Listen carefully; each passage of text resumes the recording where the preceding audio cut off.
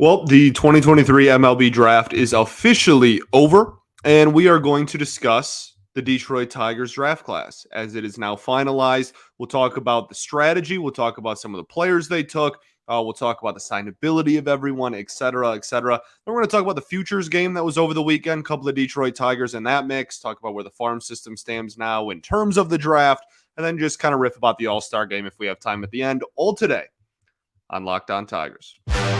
You are Locked On Tigers, your daily Detroit Tigers podcast. Part of the Locked On Podcast Network, your team every day.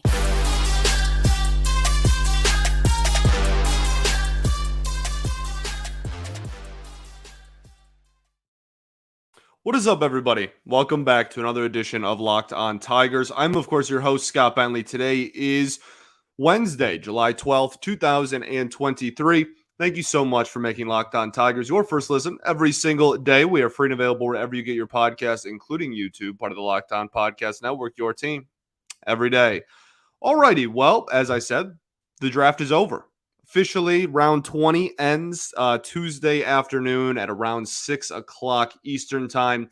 And so the Detroit Tigers draft class is officially set. Now, they need to go through and sign everybody, obviously. But as far as players drafted, there will be no more. The MLB draft is only 20 rounds these days. At one point, it was, golly, I can remember some, 100 and whatever round draft pick conversations that never signed. None of them ever signed. They always obviously went somewhere else. But yeah, it used to be crazy, crazy back in the day. And then for most of my older childhood, young adulthood, then it was 40 rounds. And then now, since COVID, it's now down to just the 20 rounds. And I think that that's a good number because there's still some undrafted free agent stuff that could happen, et cetera, et cetera. I think 20 rounds I think it's a good number. So we'll see how many can sign. We'll get to the signability part of it a little bit down the road. I just want to talk a little bit about how much I like this draft class. I'm a big fan, and I know that there's very much controversy at the top, right? But we're not going to talk about Max Clark in this episode. We spent an entire 45 minutes basically talking about Max Clark on yesterday's show. We're going to talk about the other 20 players that just got drafted by the Detroit Tigers, right? It's not all for one player. Every single aspect of the draft and all the strategies and whatnot, the allocation of funds, all revolving around the addition of 21 players total in this draft class. So we're going to talk and spend some time about everybody else. We're going to even re-bring up some people we talked about yesterday because I just didn't give them very much time because we were all talking about Max Clark the whole time. Cool. So I think the biggest thing that really jumps out the page at you is this regime is not afraid to take high school players. And I love that. We kind of explained it a little bit yesterday, but I'll explain it again.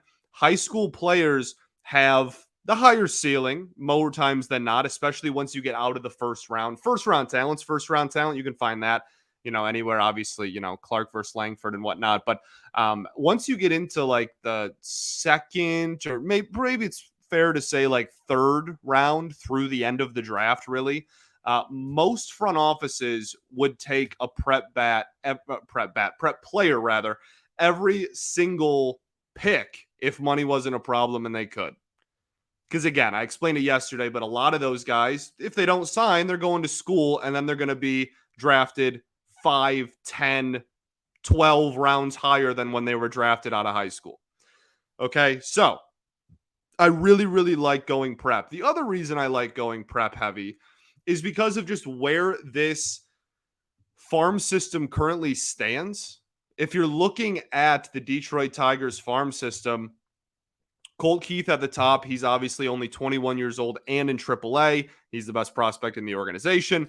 Jace Young, 22 years old, college bat drafted last year, still in high A ball. Okay, so he's going to be 23 before he's even in double A, presumably. He's been on a hot streak a little bit lately, but he hasn't been setting the world on fire since being drafted. Okay, so we'll see what happens with Young. Jackson Jobe, obviously only 20 years old still in single A. Then Wilmer Flores, double A. Ty Madden, double A. Justyn-Henry Malloy, triple A. Wensiel Perez, double A on the 40-man roster, 23 years old. Parker Meadows, 23 years old, triple A. Reese Olson, obviously in the majors. Isaac Pacheco, 20 years old, high single A. Dylan Dingler, 24 years old, double A. Dylan Smith, 23 years old, double A. There's a lot of talent that is either in their mid-20s and or is in double or triple A. The lower levels of the minors needed a total overhaul. And so while, yes, at the very top, you took Clark and whatnot, when looking out throughout this, last year we took 0 prep players. You understand how ridiculous that is? Last year's draft in 20 rounds, we took 20 college players. That's absurd in hindsight. Every single person that was drafted last year is already either 22 or 23 years old. You know how wild that is? So that's just my point with this. I guess they can be 21 too, but you get my point. The younger levels of this farm system needed a complete overhaul. And if you do believe in the Justyn-Henry Malloys and the Parker Meadows and the Colt Keiths and the Wilmer Flores and et cetera, right? Like the Dylan Dinglers, Dylan Smith. I love Dylan Smith. If you have some belief that that wave of talent is going to have some impact players at the major league level, then this strategy should make you very happy. This should be like a 2 thumbs up. I love what I'm seeing out of the Tigers draft strategy in 2023. Because now we're not adding a bunch of 21, 22, 23-year-old players into our Lakeland low single A and West Michigan high single A teams. They're being infused with 18-year-olds, 19-year-old talent that have very high ceilings. And they might be more raw. They might take longer to get through the system. But I'd rather top-end talent developed in our own system under our watch than at some random college and then having us to have to draft them again 3 years down the road with a much higher draft pick. I am always going to defer to prep players after, say, the 3rd round. I'm always going to prefer prep. First round, that's individual. That's you can scout talent on a talent by talent basis, a person by person basis in the first maybe 2 rounds plus the comp rounds. That's totally fair. That's obvious, right? Skeens, Cruz, Langford, etc. There's top-end talent that goes to college, obviously. But in those later rounds, I am always going to prefer prep. Now, the concept of that is a lot easier said than done because you have to actually be able to sign them. And that's not a guarantee. All of these dudes have college offers, and not just random college offers. Most of these dudes, especially the guys taken from rounds 3 to 10 or 3 to 12, there's big colleges, legitimate, Big Ten and SEC type of offers for a lot of those guys, right? So it's not just as simple as, oh yeah, we drafted you, come on board. You got to go over slot on a lot of them. And we'll talk about that kind of as a whole a little bit down the road. But I do want to talk about some of the names that jump out the page at you that I think are interesting profiles. And this front office very much has a type as well. And I want to kind of go over that too, aside from just prep. So we'll go over that right after I tell y'all about our friends over at Bird Dogs. Bird Dogs make you look good. They are stretch khaki shorts designed to fit slimmer through the thigh and leg, giving you a truly sculpted look. I don't think it would be very appropriate for me to just stand up and show you the shorts I'm wearing on camera, but I am literally wearing one of my 2 pairs of Bird Dogs right now. And they're my favorite pair of shorts. I wear them all the time. I wear them golfing. If I'm at lake day, they're perfect for shorts that are versatile. You can get them wet. They still look nice. They are perfect. They are quite literally not only my favorite pair of shorts, but arguably my favorite article of clothing that I have in my entire wardrobe at this point. They have this new fabric that is stretchy. It's stink-free, which they advertise a lot. There's a webbing. It really is just the most convenient pair of shorts you will ever wear.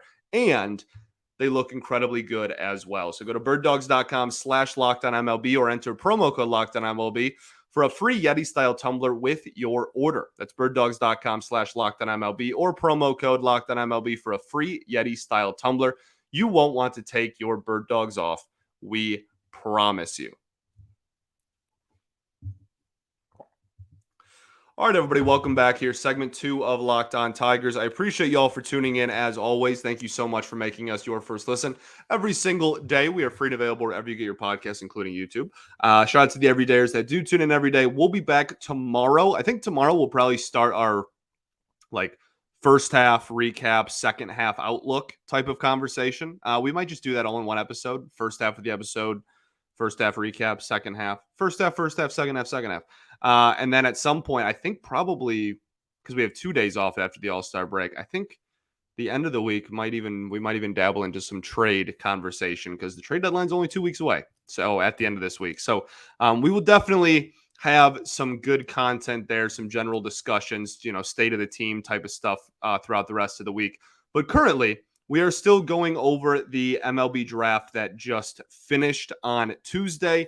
So I just want to take a look and talk about some of these players that I love this draft class. I really do. I hope they're able to sign as many of these guys as possible. So we talked, obviously, Clark at the top. We talked a little bit yesterday about Kevin McGonigal. That's a phenomenal talent. That's, again, one of the best high school bats, if not the best pure high school hitter in this entire draft class. Got him at 37 because he fell a little bit. And once you fall, you need to be able to go over slot on somebody to be able to land them. And the Tigers were able to do that because they went under slot at the top with Clark. Then when you go Max Anderson, we talked about him a little bit yesterday, a little bit of pop there, but mostly just a swing to contact. Like, he does not swing and miss often. Very high contact rate, and I think that fits the Scott Harris profile pretty well. Paul Wilson talked a little bit yesterday as well. I love this pick. This is a high schooler, 18 years old. The kid's 6'3" and 205 pounds and already can hit the upper 90s from the left side. You know how awesome that is as like a prospect that we get to kind of form and be there, alongside him throughout his development. Again, like, that's the perfect example. Like, would you rather take a college guy who's already 21, 22 years old that's in the third round with the shot of him being an impact Major League Baseball player is pretty iffy? Or would you rather take a project on a raw talent where if he does go to some big university, I think he's a commit to Oregon State, if he does go to Oregon State and they're able to develop him and he ends up, his mechanics is kind of in question. Oh, okay, well, he nailed his mechanics while he was in college and now he's going to be a top 15 pick in 3 years. You know what I mean? Like, and, I don't have a crystal ball any more than you do. Like, I'm not guaranteeing that this kid's going to be him, but like, I would prefer these in all of the later rounds. I would greatly prefer them. And I think that it's needed. And say what you will about this front office, no matter your opinion of them, you love them, you hate them, etc. They had a game plan and they executed it incredibly well. And they're going to see it through their way, for better or for worse. And I can at least appreciate that, even if I don't agree with every single move they make, that they at least have a plan and an identity that they're trying to go after. Previous regime had zero identity across the board. Okay, let's keep the ball rolling, though. Let's keep talking about some of these picks. So Paul Wilson, really like him. Carson Rucker, a shortstop from Good Pasture Christian School in Tennessee. That's also a high school. 6'2", 195 pounds, 18-year-old kid. This is like a really raw, like he is kind of just across the board pretty solid and everything. So that's another guy that, you have your development team on him when he's younger, and now you have the ability to kind of work with whatever he's giving you, for starters, obviously, but you have the ability to somewhat try and form him to the player that you think will maximize his value down the road. Like, you can really, he's a little bit bigger he's, 6'2", almost 200 pounds as a shortstop. Maybe you can, down the road, he's going to move off shortstop maybe, and you can maybe go for more of a power profile, or he's super athletic. We want him to be defense first. Like, we'll see when he starts facing pro ball. pro pitching and obviously in the field and whatnot, and we'll see what kind of player he turns into. But I really enjoy that as well. Jaden Ham was the 5th round pick out of Middle Tennessee State. Bennett Lee, the 6th round pick from Wake Forest. I guess I could just go through like every single person, or I could just talk about the players that really jump out at me. I really like Andrew Dunford, 12th round, another prep pitcher. This dude at 18 years old, okay, he's 18. He's 6'7", 235 pounds at 18 years old out of high school. Already can hit mid 90s at 18. And all of these dudes have commitments to go play in college. And again, we'll talk about that a little bit here in a second. But I really like the power pitcher profile of Andrew Dunford. Definitely jumps off the page at you. David Smith is a college player that I liked. David Smith from Connecticut, kind of like that. They also had they were taking several players from UConn. But David Smith, more of a like bat to ball contact, kind of like gritty second baseman. I like those dogs. I really kind of like that profile that he gives you. I think he could be some, solid, valuable, whatever utility major leaguer down the road. Who else? Oh, I liked Doyne Evans, also a college pitcher from UNC Charlotte. 6'6", 220 pounds. Evan Petzold of the Freep. First off, he did a full article breaking down every single pick and gave a little bit of insight behind every single pick in the entire draft. So be sure to go support writers and support Evan. He's a great dude and very good at his job. And yeah, it's just great insight on all 21 picks for starters. But he had mentioned that Doyne Evans's hands are so big that he can literally like go like that around a baseball. If you're watching on YouTube, you can see like he all of his fingers can touch on the other side when he palms a baseball. That's crazy. So they were just mentioning like he has this intangible ability to do like different fingerings on the baseball than like most other people are able to do. So that's kind of an interesting profile. But again, hard thrower. He's gonna be a reliever almost assuredly. So I kind of like taking a chance on a big reliever late in the draft. Those are kind of high floor guys.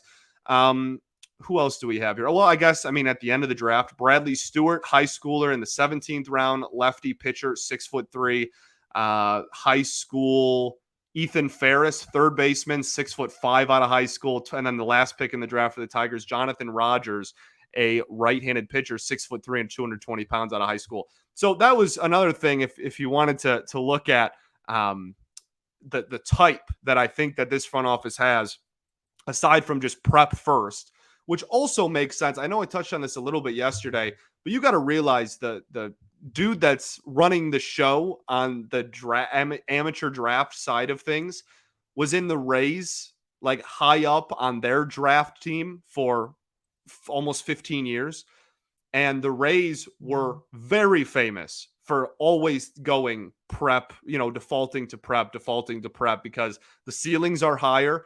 And if your development team is good, you can get your hands on them younger. Now, obviously, the Tigers development team is still a work in progress and still has a lot to prove before we're like, oh, yeah, that's as good as the Tampa Bay Rays. But in principle, I really like that the farm system getting younger just is never a bad thing to me. That's never going to be an issue to me. I will always prefer that the farm system get younger. And if we start now, it's not going to happen overnight, and there's going to be growing pains. And I know it's upsetting because we want now. But if we start now and we implement this strategy and this mindset over the next few years, you could be looking at a really young, fun, high ceiling farm system where, like year after year, we're implementing a handful of 18-year-old talent. I tweeted this out, but I'll read it on air as well. Just for the record, the Detroit Tigers total prep players drafted by year. The entire Avila era, 2016, 1, 2017, 2, 2018, 3, 2019, 1, 2020, 1, 2021, 2, and 2022, 0. 2023, we drafted 9 prep players this year. That's 3 times more than any amount in the first 20 rounds in the entire Avila era. I'm all about it. All right. So the type here, that's what I was getting at. The type here, and then we'll wrap up this conversation and kind of go into the signability in the futures game and whatnot. But the type here is big, athletic high schoolers. That's very clearly the type, right? This is awesome. And when it comes to pitchers, you want those bigger frame guys, right? Because injuries with pitchers are almost hand in hand at this point. You want guys who can throw a lot of innings, who project to be able to throw a lot of innings down the road.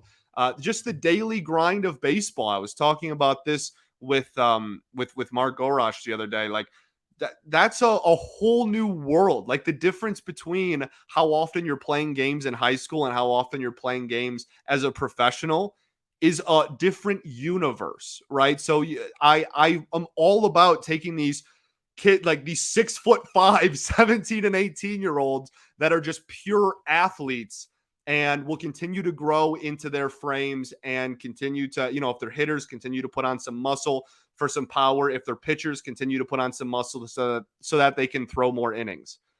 I'm all about it, dude. But that was the type.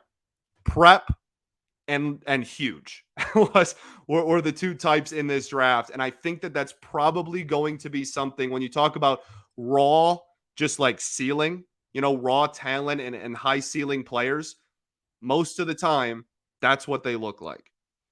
And again, Rob Metzler over with the Rays for about 14 years, 15 years, and he knows that firsthand. Okay, let's talk about, we're done with the draft.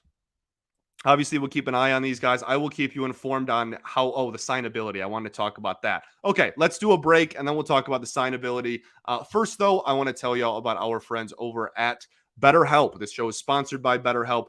Sometimes in life, we're faced with tough choices, and the path forward isn't always clear. Whether you're dealing with decisions around your career, relationships, or really anything else, therapy helps you stay connected to what you really want while you navigate life so you can move forward with confidence and excitement.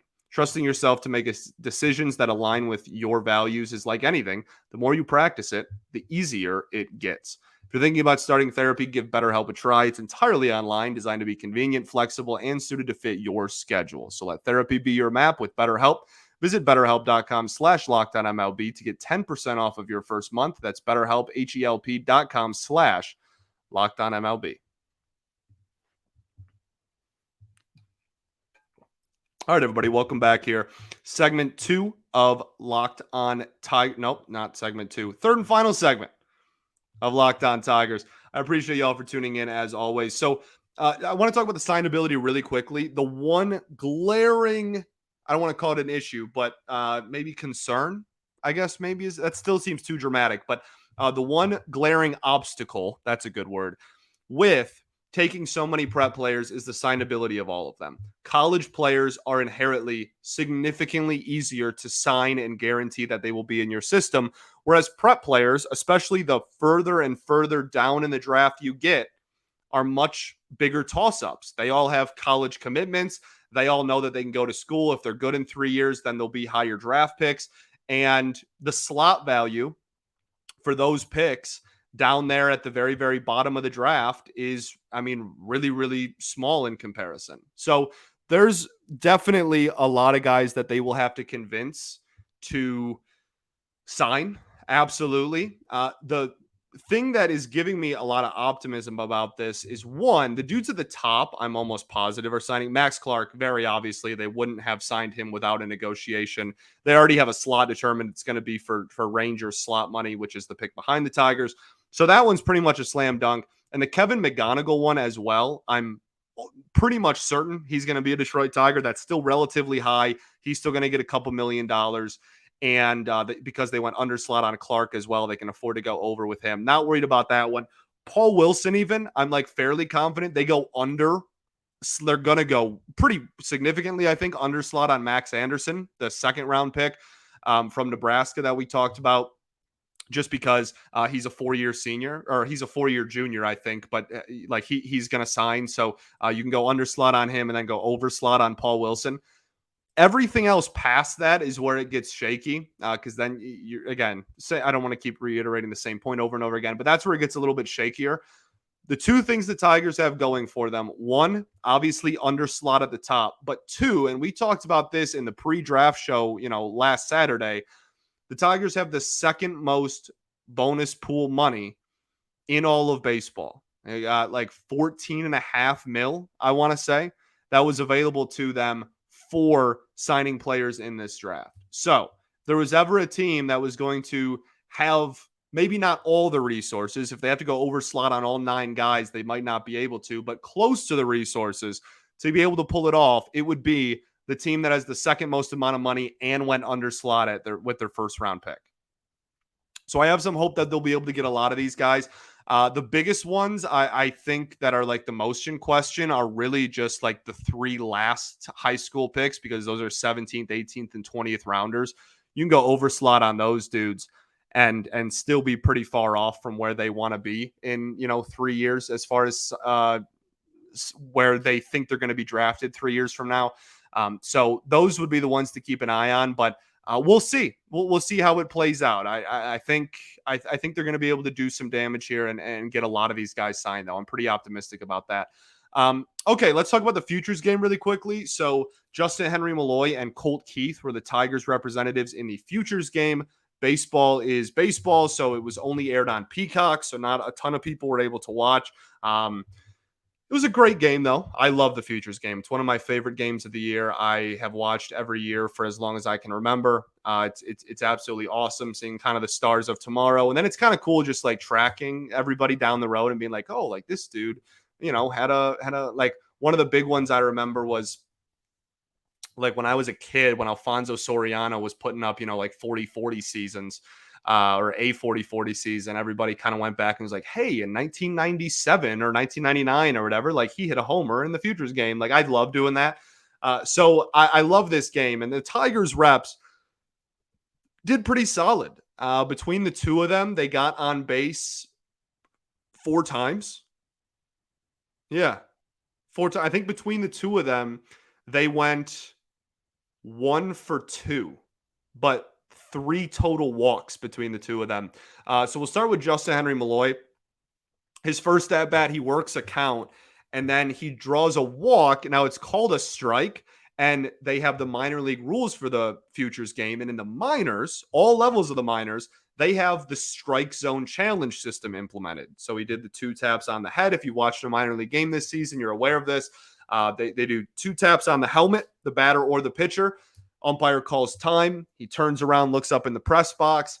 They run the replay. They do like the exact, strike zone thing. They show it on the scoreboard. It's like this huge climatic thing. It's coming to Major League Baseball, whether you like it or not. So buckle up. It's not going to be next year. I'm not even sure it's going to be the year after that, but I can almost promise you in the next 5 years, that system will be in Major League Baseball. But anyway, back to the original point. So Justyn-Henry Malloy challenges a strike call, and it was clearly a ball. It was honestly an awful call by the umpire, and he gets a walk out of it. So he gets a walk in his first AB. He started the game at DH and played the entire game at designated hitter. Justyn-Henry Malloy did. So that was cool to see. Starts off with a walk. That's what Justyn-Henry Malloy does, right? That's what Malloy does, man. He draws walks like crazy. That's why I love him, and I'm really excited for him. Colt Keith started off on the bench, then came in and was the third baseman for they only play 7 innings because they don't want any of the pitchers to have to throw a lot of pitches in that game. Very, very cautious of pitching, of pitch counts in the futures game. They are. So I think he played from like the 4th through the 7th, maybe even the 3rd through the 7th at third base. So that was kind of cool.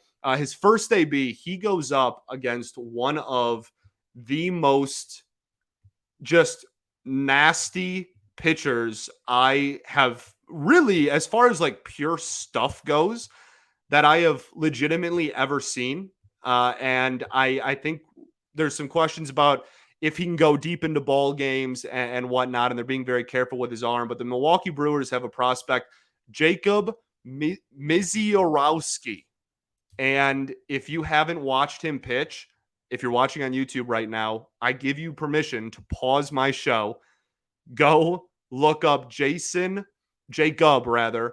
Misiorowski highlights, pitching tape, whatever, and go watch this dude throw 102-mile-an-hour fastballs and 90-mile-an-hour sliders that move like 2 feet, and you'll be blown away. So Colt Keith comes off the bench and has to face this dude. He fouls off 2 102-mile-an-hour fastballs, then has a slider in on the hands in the shadows, right? There was a shadow right halfway between home plate and pitcher's mound with this dude on the mound. I'm shocked anybody made contact with anything.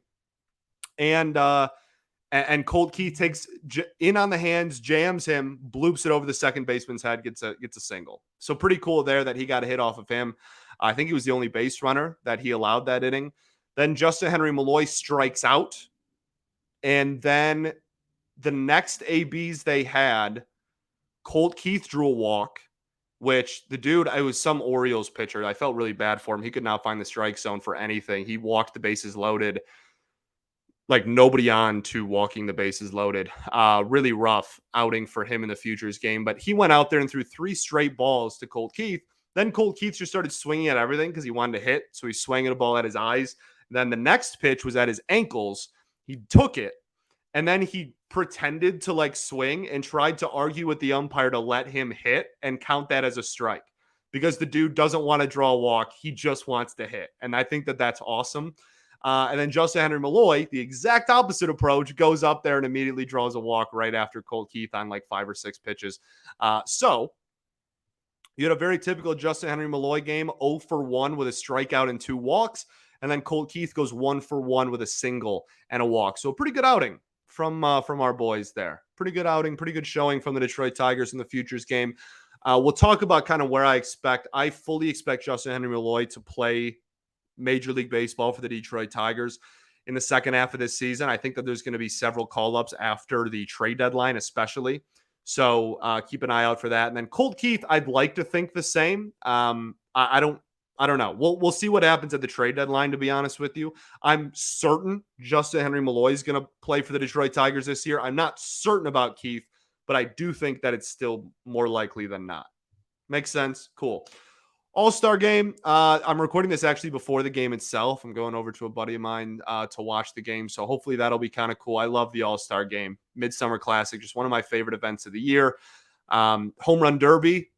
Pretty solid home run derby. Not like, the greatest one we've ever seen or anything, but pretty cool. Adley Rutschman hitting homers from both sides of the plate. That dude, everyone knows I love my catchers. Oh, I love Adley Rutschman. Love me some Adley. But I think the most impressive part of the entire thing for me was Luis Robert Jr. That dude has the most effortless, 113 off the bat, 500-foot home run I think I've ever seen in my life. He was just like casually swinging the bat. Oh, 115 exit velo. If you watch the StatCast broadcast, 115 exit velo, and that's 490 feet. Oh, really? Because it looked like it was a practice swing. So that dude is just a freak of nature. I hope he is able to, whatever, if it takes a new manager. I don't know how White Sox fans feel about their manager currently. If it takes a new hitting coach, if it just takes a few more years of development. Robert's still really, really young.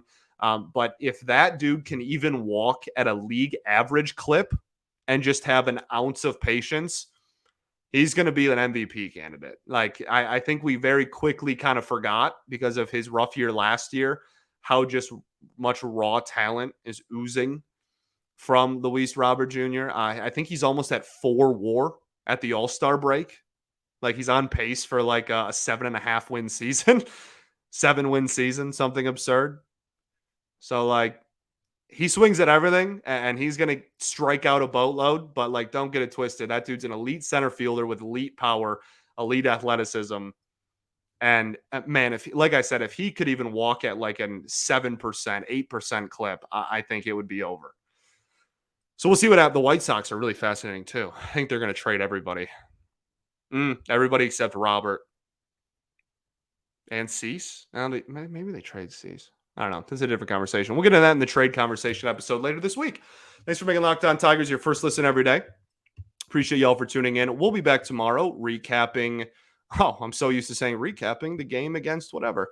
We'll be back tomorrow. Well, recapping the first half of the Detroit Tigers season. Look at that transition. And then we'll also be looking ahead out of what to expect from the second half of the season: trades, call ups, performance, etc., etc. All right. Peace and love. Going to therapy's dope. I will catch you all tomorrow, baby. Go Tigers.